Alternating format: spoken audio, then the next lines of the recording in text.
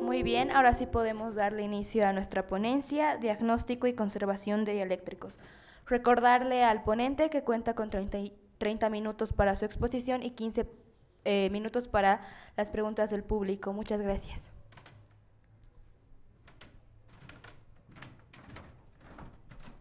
Sí, gracias, buenas tardes. Evidentemente me toca exponer sobre el diagnóstico y conservación de aislantes eléctricos en media y alta tensión. El nombre dice dieléctricos, y para empezar comentarles que dieléctrico es un término más correcto a la hora de expresarse de los aislantes eléctricos.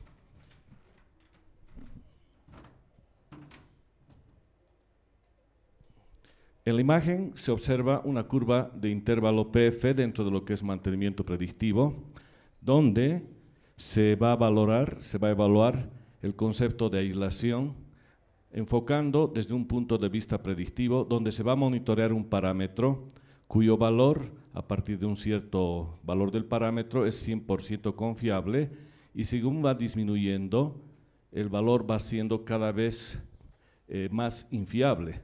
Esta técnica de mantenimiento se conoce como mantenimiento predictivo y, por ejemplo, voy a mostrar en la imagen qué ocurriría si es que no hacemos mantenimiento de los equipos de alta tensión siguiendo esta curva.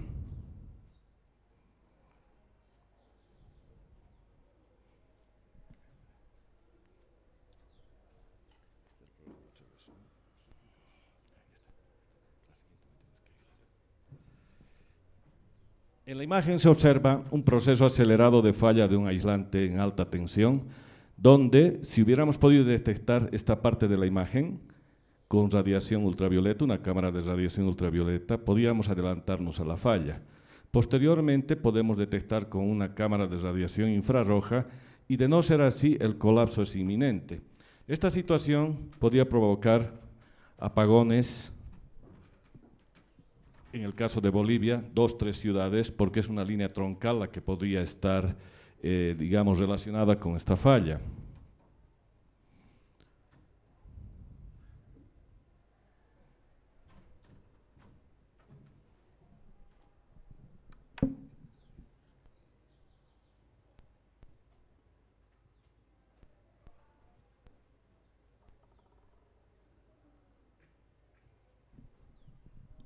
Bien, esa introducción seguramente les ha podido ubicar en el contexto de lo que va a ser la charla del día de hoy. Voy a hablar de la conservación, del monitoreo de aislantes eléctricos para equipos de media y alta tensión. Bueno, en media y alta tensión existen aislantes gaseosos que se aprovechan. Por ejemplo, las líneas de alta tensión que ustedes ven en el campo viajan, son líneas desnudas que están aisladas por el aire.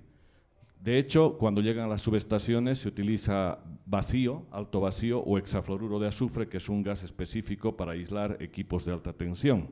Sólidos, hay celulosas, porcelanas, fenólicos y también líquidos como el aceite dieléctrico de transformadores.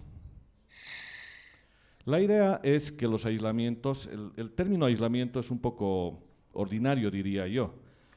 El término más correcto es dieléctrico, porque el dieléctrico tiene propiedades físicas, eléctricas, mecánicas, químicas, que hoy en día se monitorean para anticiparnos a la falla, y cuanto más alta es la tensión, más delicado el asunto.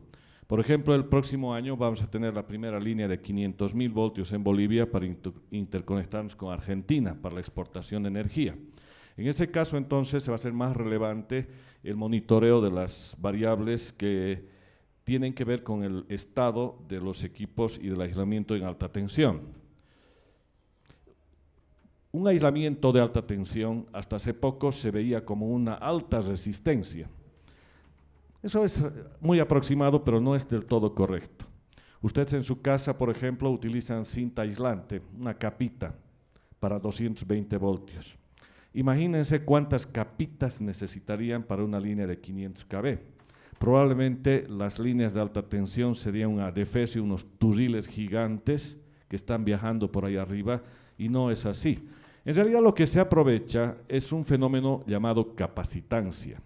y es que el aislante puede ser representado por un capacitor, y verdaderamente el capacitor, cuando es un aislante ideal, se lo puede observar bajo el enfoque de que no tiene una resistencia de fuga.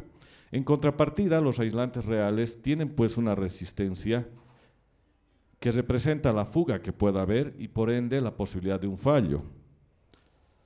El circuito equivalente de un aislante, el modelo matemático, es un capacitor en paralelo con una resistencia, pero desde el punto de vista eléctrico siempre se lo puede ver también como su equivalente en serie. De hecho, en la imagen se está representando el capacitor, que es el aislante, una corriente que va a representar la fuga, y este aislante sometido a alta tensión va a producir una serie de fenómenos que vamos a comentar. El hecho es que, evidentemente, no solamente hay estos dos dispositivos eléctricos, sino que en la vida real, además de la corriente de fuga y la corriente que se va a oponer al campo eléctrico, existen fenómenos llamados de polarización, que tiene que ver con los átomos, con los electrones, iones, cationes, que voy a explicar enseguida. ¿Por qué? Porque en realidad, en la naturaleza, todo elemento tiene unas ciertas impurezas. Entonces, a la dificultad anterior de decir que la corriente eléctrica fugaría por esta resistencia, este sería el aislante, se suma un circuito adicional que va complicando la situación. Entonces, eso tal vez conviene detenerme un poquito y hacerles recuerdo que todos ustedes, en la época de colegio principalmente, han conocido la tabla de valencias, y ahora los que no han estudiado química se preguntarán, ¿para qué hemos aprendido eso? Es que verdaderamente esta tabla es muy importante porque, por ejemplo, para electricidad de alta tensión hay que tomar en cuenta el número atómico, que es el que está acá. Por ejemplo, el hidrógeno tiene un número atómico número 1. En contrapartida, por acá, por ejemplo, veo el oro, que tiene 79 de número atómico. Y la tabla tiene un cierto orden que mucha gente no sabe interpretar. Y de hecho, hoy en día se sabe que los átomos están conformados por un núcleo, donde hay un núcleo que tiene cargas neutras, que tiene protones, y que tiene una serie de capas donde los electrones están viajando a altísimas velocidades. Sin embargo, se sabe que ya no es solamente que hay una capa, dos, tres, como nos enseñaron en colegio, sino que en cada capa hay subcapas, de tal manera, por ejemplo, en esta capa, en la capa número 4, tenemos que hay 4 subcapas, y en estas subcapas los electrones están viajando en órbitas que no son necesariamente circulares. La idea es que los orbitales atómicos hoy en día se los puede visualizar como órbitas no siempre circulares. Por ejemplo, acá hay unas órbitas medio extrañas, y yo creo que esto lo voy a explicar mejor con un par de videos, unas simulaciones. Pero se darán cuenta que hoy en día muy pocos saben que la luz visible, esa que ustedes ven afuera, que la ven de color amarillo, es en realidad la suma de 8 frecuencias, donde, por ejemplo, este láser que tengo en la mano, electrónicamente se ha aislado la frecuencia roja y yo puedo apuntar. Entonces, la frecuencia roja tiene 700 nanómetros y la frecuencia violeta 400 nanómetros. El ser humano solamente ve la frecuencia que es la combinación de estas frecuencias, y esa es la única partecita que logra ver el ser humano. Entonces, desde el punto de vista de mantenimiento eléctrico en alta tensión, se podría aprovechar el hecho de que existen cámaras capaces de ver radiación por encima, ¿no?, de la radiación violeta, que sería la radiación ultravioleta, y por debajo de la radiación roja, que sería la radiación infrarroja. Entonces, eso nos permite, por ejemplo, visualizar. Voy a pedir apoyo, si me puedes poner por favor el link para ver acá. Vamos a ver un caso real de una línea de alta tensión entre La Paz y Oruro, donde gracias a en la fase A entre las dos van a poder visualizar algo que no ve el ser humano a simple vista.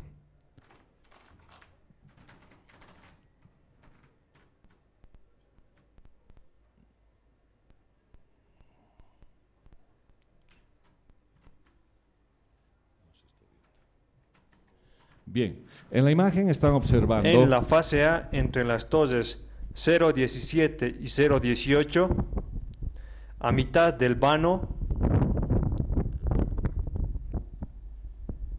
Bueno, a ver a si hablo una más fuerte que ganancia lo que dice el video, pero ahí están de viendo, por 50. ejemplo, la generación de fotones, que es la partícula de luz más pequeña tenemos un conocida por conteo el ser humano, promedio de 30.900. que está siendo generada por una falla en una línea de 230.000 voltios. Realizando un acercamiento, Y evidentemente, si no hubiera ese tipo de cámaras, no se podría detectar fallas incipientes. En este caso se ha quitado el filtro y van a visualizar que el origen de la falla, ahí se vuelve a poner el filtro para precisar el lugar, y con zoom se van a acercar y evidentemente la falla está mostrando el impacto que seguramente se ha dado en la construcción de estas líneas. En el cable. Lo que trato de mostrarles es que evidentemente la generación de fotones es el desprendimiento de electrones de un átomo que producto de la alta tensión se ha salido de su órbita. Todas las lucecitas que ven son electrones desprendidos de los cables. ¿Ya? Entonces, la pregunta es, ¿y cómo nosotros podemos aprovechar digamos, estos fenómenos para poder hacer mantenimiento en alta tensión?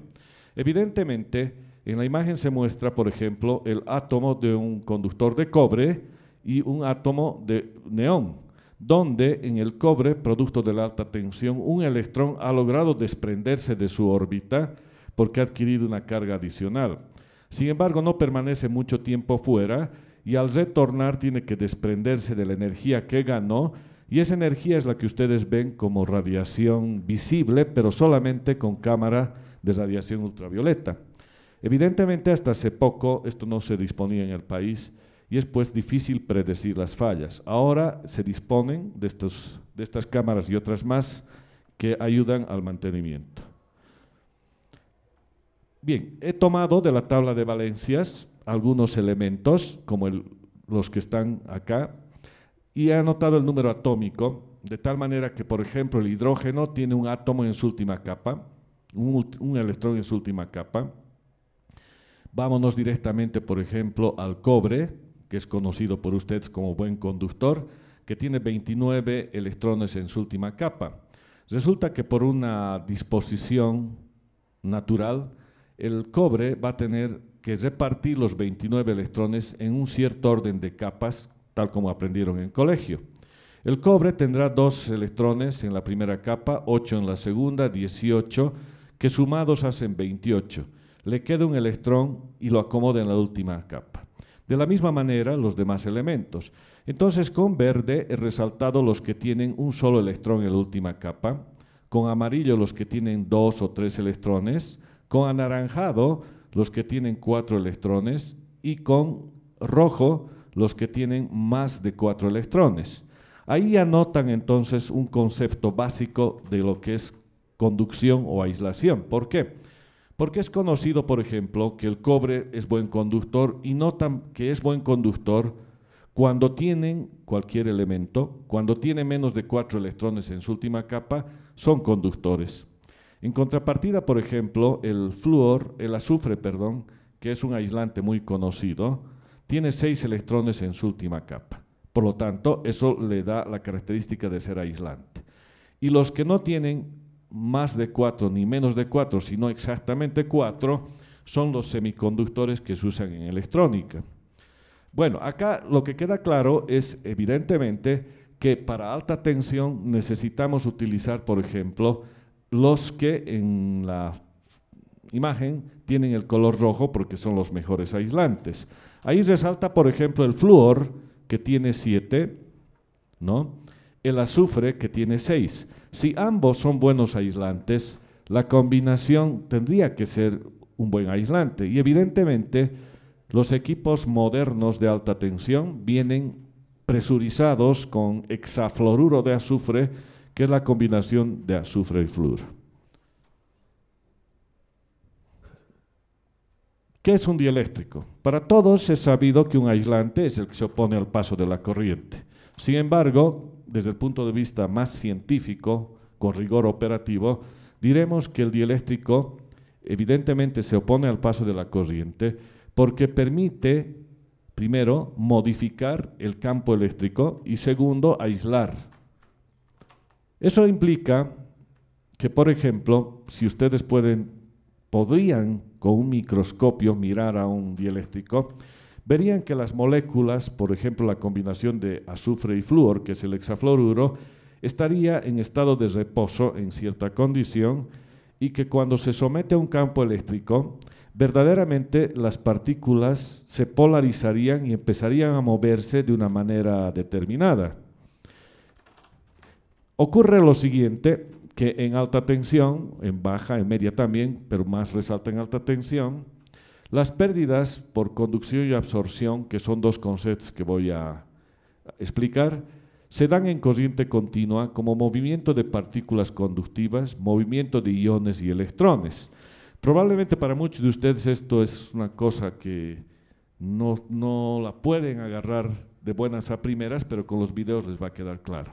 En cambio, en corriente alterna se producen, dicho sea de paso para los que no son electricistas, la transmisión de energía eléctrica en Bolivia es en corriente alterna. Pero si tuviéramos que transmitir a países que están muy alejados, probablemente usaríamos continua. El fenómeno no es el mismo en continua que en alterna, porque en alterna se produciría adicionalmente a lo anterior unas pérdidas llamadas por polarización, suspensión de electrones, suspensión o polarización de iones, rotación de dipolos y otras pérdidas que son bastante complejas de explicar. Pero, insisto, con las simulaciones ustedes se van a dar cuenta perfectamente a dónde quiero llegar. Entonces, la polarización es un fenómeno de pérdidas que son las que nosotros monitoreamos para ver el estado de los aislantes. ¿Ya? En la imagen que voy a mostrar a continuación van a poder visualizar electrones que se están moviendo sin campo, con campo eléctrico, cómo se escapan de sus órbitas. Yo quiero que se imaginen un núcleo con una órbita y un electrón dando vueltas. El electrón, por dar vueltas a altísima velocidad, tiene una velocidad periférica y pretende escapar de la atracción que tiene respecto al núcleo. Entonces tiene una fuerza tangencial, mecánica, pero en contrapartida, porque tiene una carga eléctrica negativa y el átomo en el núcleo tiene una carga eléctrica positiva, y todos saben que polos opuestos se atraen, ¿no es cierto? Eso ocurre en todo. Ocurre en el día a día, entre parejas, etcétera, pero también entre los electrones y los átomos. Y esa fuerza está perfectamente equilibrada. No pregunten por qué el de arriba hizo así. Entonces el electrón que está dando vueltas tiene una atracción eléctrica hacia el núcleo y una repulsión por una fuerza mecánica que están en perfecto equilibrio. En todo, aquí hay átomos, todo está así. Y por lo tanto está dando vueltas de una manera, digamos, en una órbita circular perfecta. Los fenómenos que van a observar son fenómenos reales que explican lo que es la corriente de absorción, lo que son los dipolos, pero nada más mostrar en esta imagen, por ejemplo, un núcleo simple de hidrógeno que tenga un solo electrón en la capa externa. Cuando no hay campo, el electrón daría vueltas así. Pero sin embargo, si hay un campo eléctrico, van a ver cómo el electrón intenta escapar de su órbita, alargándola de esta manera, pero no logra desprenderse en algunos casos por una vinculación química. Entonces, estas polarizaciones algunas veces son reversibles y otras irreversibles. El problema para los electricistas está en que no sean irreversibles y no dañemos. Cuando ustedes por alguna razón hacen un cortocircuito y se quema el aislante, es que se ha polarizado, se ha ionizado y luego ya no sirve el aislante, es irreversible.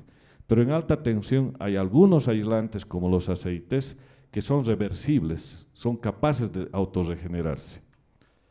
Veamos si me ayuda, por favor, caballero, poniendo acá. Vamos a ver el efecto de la polarización iónica de electrones.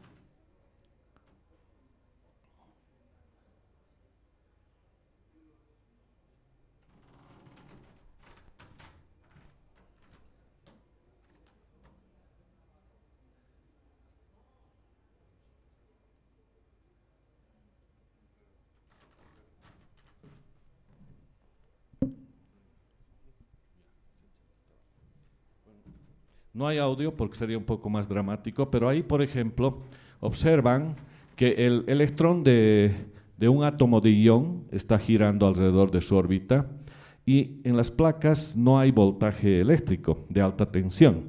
Pero a continuación vamos a poner un voltaje simulado de alta tensión y notarán, por ejemplo, que en función de la variación de la energía alterna, que es una sinusoide, el electrón, dependiendo de si esta es positiva y esta negativa, y no se olviden que en alterna esto cambia 50 veces por segundo, son 50 Hz, entonces el electrón tiene un comportamiento de esta manera. Cuando esto es negativo, intenta irse a la placa positiva. Cuando esto es positivo, intenta irse a este lado, pero no se desprende. Sin embargo, podría desprenderse si el pico de alta tensión fuera mayor. De hecho, esto es lo más simple porque es una polarización iónica, pero ahora vamos a ver, ¿qué tal si la deja ahí para ganar tiempo? Y vamos a... ¿Me ayudas a pasar la página? Porque no sé si se pueda con ayuda de este...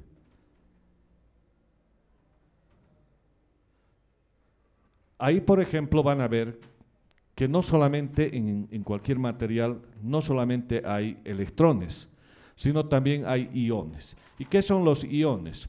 Cuando ustedes tienen un átomo y desprenden un electrón, el electrón que se salió de la órbita se vuelve un ion negativo. Y el átomo que se ha quedado sin carga negativa se vuelve un ion positivo. Entonces a estos le llaman aniones y cationes.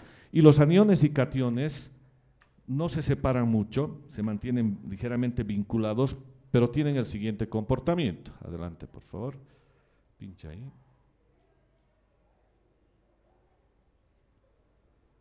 Entonces, en este caso, ya es un baile en pareja, no solitario el electrón, sino es un baile en pareja, donde pueden ver, adelante el botoncito rojo, por favor, ahí.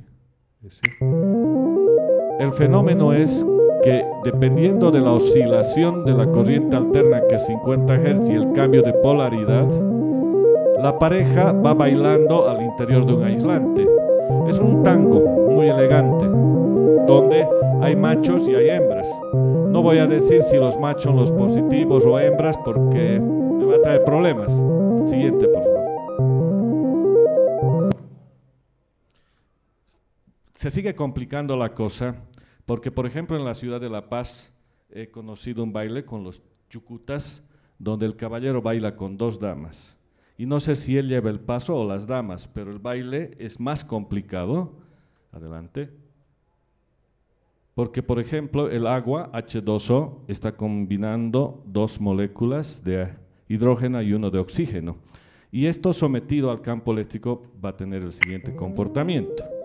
Como podrán ver, las dos cholitas no se desprenden del caballero, pero tratan de irse atraídas por algo, que es el campo eléctrico. Pero no pueden desprenderse porque su baile es de dos damas y un caballero. Entonces, en una sala tienen electrones que han ido solos a la fiesta, tienen dipolos que son parejas bailando el tango, y al ritmo de los chucutas vienen pues estos otros, y la fiesta es muy, digamos, desordenada. Siguiente, por favor. Además, existen unas, digamos, fronteras entre los aislantes de alta tensión, y en las fronteras ya son los que han venido impulsados por una previa, que entran a la fiesta y bailan como se les viene en gana, al ritmo de lo que tocan. Adelante, por favor. De pronto también entonces ocurre este fenómeno. El botoncito rojo. Entonces ocurre una oscilación también en las fronteras donde hay el cambio de un conductor sólido a un líquido a un gaseoso, y todos estos fenómenos, gracias, siguiente. Todos estos fenómenos son los que ocurren al interior de esos transformadores, por ejemplo, de alta tensión, que ustedes ven de lejos y no tienen idea de lo que está ocurriendo ahí. Pero de hecho, si fallara uno de estos, seguramente se preocuparían, porque el apagón no sería de un barrio ni de la mitad de la ciudad, sería de 1, 2, 3 ciudades, porque son máquinas muy grandes. Pondremos en modo presentación, por favor. Lo anterior, entonces, ha mostrado que hoy en día la ingeniería de mantenimiento es capaz de detectar estos fenómenos a través del seguimiento de los parámetros bajo un concepto llamado mantenimiento predictivo y permiten predecir las fallas no con horas ni con días, probablemente con meses y años de anticipación. El problema está entonces en entender el fenómeno como la combinación de varios tipos de polarización que ocurren en los equipos, y todos estos tipos dependen de la frecuencia de la red, 50 Hz en Bolivia, 60 Hz en Brasil, en Estados Unidos, la intensidad del voltaje, ¿no?, el campo eléctrico, la temperatura y obviamente las características del aislante que se está utilizando. En alta tensión se hacen pruebas en corriente continua con ayuda de unos dispositivos, instrumentos llamados megómetros, pero también con equipos que miden la aislación en corriente alterna. El hecho es que el aislamiento eléctrico no es puro. Por más que se fabrique con el mayor esmero, tiene contaminantes, tienen agua, partículas, etcétera, y lo cual debilita el aislante. Más aún, en operación, el calor, la suciedad, la humedad, la vibración, etcétera, producen envejecimientos hasta cierto punto de vista normales. Sin embargo, cuando no son anormales, se acorta la vida útil. La vida útil de un aislante, dependiendo de cuál es, por ejemplo, un transformador tiene una vida útil de 50 años. Ustedes son jóvenes y saben que el ser humano, como yo, tiene una vida útil de unos 100 años. Sin embargo, si ustedes siguen como están, van a acortar su vida útil, basta de viernes, jueves chico, lunes de albañil, toda la vida se va a reducir. Bajo ese concepto también, los aislantes pueden reducir su vida útil, ¿ya? No lo tomen como queja, si no tengo hijos y sé cómo son las cosas, ¿ya? Sin embargo, en aislamiento se puede detener, pero a veces no es reversible, pero se puede monitorear como monitorean a un ser humano a través de la sangre, por ejemplo, para ver el estado de la persona. Hacemos lo mismo en equipos de alta tensión. Por ejemplo, a un transformador extraemos aceite, revisamos en el laboratorio y podemos predecir si tiene triglicéridos, si tiene anemias, etcétera, haciendo una analogía. Bien. En corriente continua, si hacemos pruebas, detectamos las fallas, pero en un estadio muy avanzado, y la idea es, pues, detectar las fallas en etapas más tempranas. Por lo tanto, en alta tensión utilizamos instrumentos, hay 3 marcas ahí citadas, hay muchas más, pero estos equipos son relativamente caros. Por ejemplo, un megómetro puede costar en el mercado unos $500, en contrapartida uno de esos equipos puede costar más de $50.000. Evidentemente porque son de tecnología de punta y son muy útiles para nosotros, los electricistas. En la imagen estamos observando un instrumento que puede costar unos, qué sé yo, $5.000, para que tengan idea del precio. Y cuando ustedes usan este equipo inyecta tensión, medias tensiones en corriente continua, y se producen una serie de fenómenos dentro del aislante. De tal manera que los que son electricistas saben que al inicio de la prueba se presenta una corriente total que es altísima al principio y va bajando, porque es la combinación de 3 componentes, una corriente de fuga, una corriente capacitiva y una corriente de absorción. Evidentemente, estos están viendo esos 4, 5 fenómenos que les mostré antes, donde hay electrones bailando por su cuenta, dipolos, parejas, el chucuta, el borracho advenedizo que no fue invitado, llegan los demás y la fiesta es una chacota, ¿no? Pero se ordena al final. ¿Por qué? Porque evidentemente la curva que empieza medio rara alcanza un valor y una cierta valor, digamos, a lo largo del tiempo, pero en los transitorios ocurren todos estos fenómenos, porque dentro del aislante todo se va acomodando. ¿Ya? La carga inicial, si vuelvo a la imagen anterior, al inicio es muy alta y luego va bajando la corriente de prueba. Eso es porque la carga inicial es causada por el efecto capacitivo, que se ve acá. Luego la corriente de absorción, que va convirtiendo la energía almacenada en energía eléctrica, ¿no?, que es esta de acá, perdón, que es esta de ahí, ¿no?, corriente de absorción. Y luego viene la corriente de fuga del aislante, que en realidad al inicio es 0, aumenta hasta un cierto valor y luego se queda permanentemente. En Alterna es mucho más, tecnológicamente hablando, certero hacer estas pruebas. ¿Qué es lo que obtenemos en corriente alterna? Sé que en la universidad no hay una carrera de ingeniería eléctrica, pero hay, creo, telecomunicaciones, etcétera. Todos estos son fenómenos eléctricos, en parte electrónicos. Y en realidad, cuando hacemos pruebas en corriente alterna, lo que medimos nosotros son los parámetros denominados intensidad de pérdidas en miliamperios y potencia de pérdidas. Además, factor de potencia y capacidad del dieléctrico en picofaradios. Son términos quizás bien difíciles para los que no son electricistas, pero veamos en la imagen. El principio es el siguiente: todo aislante es la combinación de un capacitor y una resistencia sometidos a un campo eléctrico y que permite circular una corriente total. La corriente total se divide en dos caminos, uno que es la corriente capacitiva y la corriente resistiva. Todos sabemos, no todos, los eléctricos por lo menos sí, que cuando se somete a una resistencia, a una circulación de corriente producto de un voltaje, la corriente eléctrica va a estar en fase con el voltaje. En contrapartida, en el capacitor, la corriente capacitiva se va a anticipar 90 grados al voltaje. Entonces, este circuito tendría este equivalente vectorial donde está la corriente resistiva, la corriente capacitiva y la corriente total, de tal manera que por Pitágoras sabemos que este ángulo, el coseno de este ángulo es el cateto adyacente sobre la hipotenusa y la tangente de este ángulo es este cateto sobre este otro cateto. Bajo esa óptica se puede determinar la potencia que tiene el aislante, que es la suma de dos conceptos, la corriente o potencia activa y la reactiva. Eso da lugar a que puede el instrumento leer la potencia en vatios que consume el aislante. Ustedes cuando ven un aislante, así sea una cinta aislante, verdaderamente esa cinta aislante que está aislando 220 volts, por ejemplo, presenta corriente de fuga, ¿no? Y esa corriente de fuga produce calor.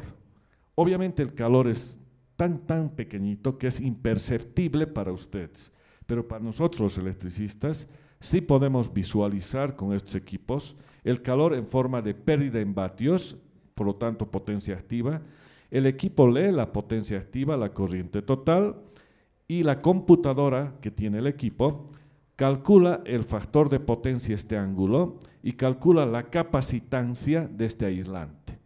Los científicos han hecho evaluaciones y han descubierto que cuando este factor de potencia es menor a 0,5% es un excelente aislante. Cuando empieza a crecer 0,6, 0,7, 0,8, 1, 3, etcétera, el aislante está empezando a empeorar. Y ese es el monitoreo que hacemos, como mostré al principio, que nos hubiera permitido adelantarnos antes de que ese aislador que han visto que falló, falle. Bien, los valores que calcularía, pero no lo hace porque de hecho es suficiente tener esta información, son estos, que los que están en ingeniería eléctrica o electrónica o de telecomunicaciones saben que son los parámetros de la corriente alterna. Voy a pasar rápido esto porque no lo van a entender. Sin embargo, esto sí. Hagan de cuenta que este transformador de potencia de alta tensión tiene pues una bobina de alta tensión y una bobina de baja tensión. Entre la alta tensión y la baja tensión hay un aislante que está acá de color azul. Entre la alta tensión y la carcasa del transformador, para que la gente al tocar no sufra un choque eléctrico, tiene un aislante que es de color rojo acá, y entre la baja tensión y la carcasa un aislante que está visto como con color amarillo. Entonces este azul es una capacitancia CHL, que es la capacitancia entre alta y baja. El rojo es la capacitancia CHG entre alta masa, y este es CLG, es la capacitancia entre la bobina de baja y masa o tierra. Estos equipos visualizan esas capacitancias como si fuera una conexión de este tipo. La alta tensión, la baja, su capacitancia. Entre la alta y masa, capacitancia. Entre la baja y masa, capacitancia. Si vemos esto, es un triángulo donde si inyectamos algo acá y medimos valores acá, vamos a ver que son combinaciones serie paralelo de estas capacitancias. Por lo tanto, los equipos son capaces de, por ejemplo, si inyectan alta tensión al terminal de alta y recuperan el valor de acá, van a leer este valor de capacitancia. Sin embargo, por acá hay una fuga que si no hacemos nada por evitar medirla, el equipo también mide esos aislantes. La manera de que el equipo interpreta esto es que a veces esas fugas las introduce al instrumento y las mide, por lo tanto mide todo. Sin embargo, en una conexión especial que hace la computadora, puede agarrar este terminal y virtualmente medirlo, pero este otro llevarlo detrás del medidor y deja de medirlo, por lo tanto estaría midiendo esta capacitancia. Así se hace una serie de combinaciones y por lo tanto durante el mantenimiento de equipos de alta tensión, los electricistas son capaces de, uno, diagnosticar y a continuación de decidir cuál de los aislantes está fallando, si es alta, baja masa, baja alta, etcétera, y en función de eso actuar en consecuencia. Finalmente, probablemente es más enredado entrar a ver otros fenómenos, pero yo me quedaría con el siguiente concepto. La alta tensión es peligrosa, pero cuando se la sabe manejar es beneficiosa. La alta tensión no trae problemas siempre y cuando los aislantes sean de calidad y sepamos conservarlos. Este es uno de los instrumentos de alrededor de unos 20 instrumentos que hoy en día se utilizan para asegurar que la energía eléctrica llegue a sus casas. A estas alturas quiero comentarles que evidentemente podemos detenernos viendo métodos de prueba, etcétera, pero la conclusión de mi ponencia es de que la aislación monitoreada en corriente continua es como una peta con dos carburadores, es un vehículo, pero en corriente alterna es un Mercedes. Ustedes se dan cuenta perfectamente lo que trato de decir, que antiguamente los electricistas usaban los Meggers para monitorear en corriente continua el estado de los equipos y hoy en día tenemos equipos en alterna prodigiosamente capaces de evaluar esto. Es cierto que muy poca gente conoce estos fenómenos. De hecho, yo les comento algo para despedirme. En la ciudad de La Paz, por ejemplo, una tía abuela, cuando la visité, vi que tenía cinta aislante en todos los enchufes. Y le dije, tía, usted es muy precavida porque es para que los chicos no metan el dedo. No, dice, lo que pasa es que estaba consumiendo mucho y he ido a la empresa de Luz y Fuerza y me han dicho que debo tener una fuga. Entonces se puede entender que la señora creía que detrás del enchufe hay una especie de gas, ¿no? Y no es así, la electricidad llega gracias a los equipos de alta tensión. Muchas gracias y que tengan buenas tardes.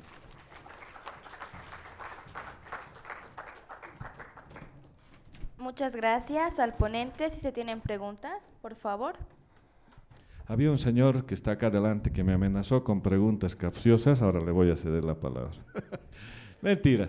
Yo sé que es un tema muy complicado, no todo lo hemos digerido, pero si hay alguna consulta, con el mayor gusto la puedo absolver.